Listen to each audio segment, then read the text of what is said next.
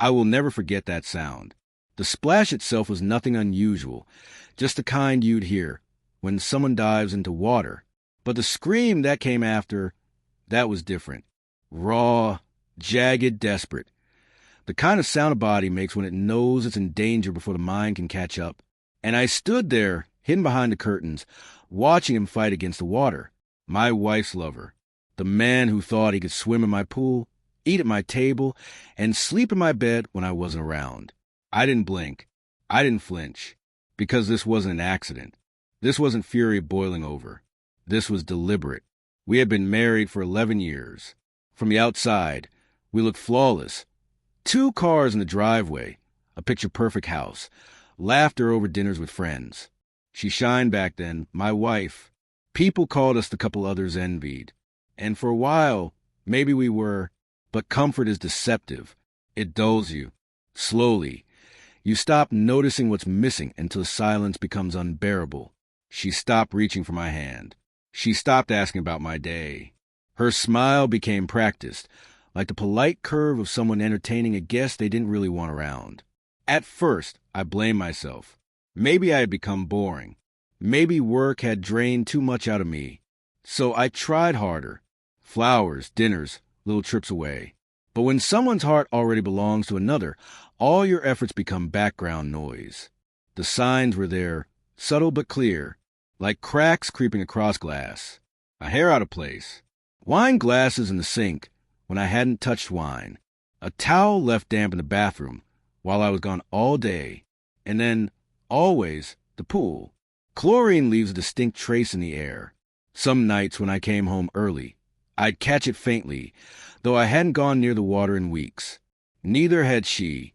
One Tuesday, I decided to test what I already suspected. I left work early, parked down the street, and walked quietly to the back gate. And there he was, a stranger, broad-shouldered, cutting through the water of my pool like he owned it. My wife sat nearby, legs crossed, smiling at it with a warmth I hadn't seen directed at me in years. She didn't hear me step closer.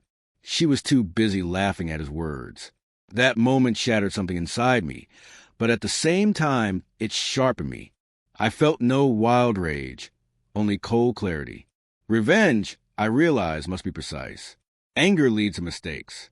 But patience, that destroys. So I watched. I counted. I memorized. He came every Wednesday and Friday, always late morning, always gone before 3. They thought they were clever.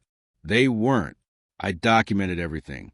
Photos, videos, receipts of wine and groceries she bought midweek. Proof. Evidence I stored away, waiting for the right moment to dismantle her life piece by piece. But first, him, the arrogant fool who swam in my water. I spent weeks researching. The human body is far more fragile than most realize. Pools are control systems, chlorine, stabilizers, pH balance. Tip the scale, and the water becomes an enemy. I didn't need poison. Poison leaves trails. I needed something unseen, untraceable, devastating. I found what I needed online. Harmless in small doses, catastrophic in larger ones. Enough to make each breath burn like fire if inhaled as vapor. Enough to scorch his skin as though it were alive with flame. Thursday night, I set it in motion. While the pool pump hummed its usual tune, I poured the mixture into the system. Invisible, odorless, just water or so it seemed. By morning, the trap was waiting. Friday, I called in sick, told her I had meetings across town.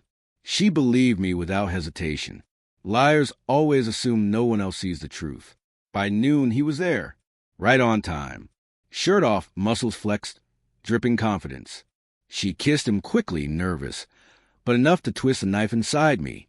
Then he stepped to the edge of my pool. And Dove.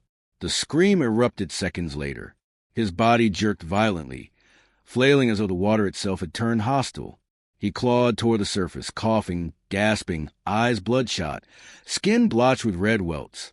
She panicked, screaming his name, scrambling to pull him to the edge. That's when I stepped from behind the curtain. Her face, God, I will never forget it. The way all the color drained, her lips parting but no sound coming. She knew. She didn't need me to explain. She already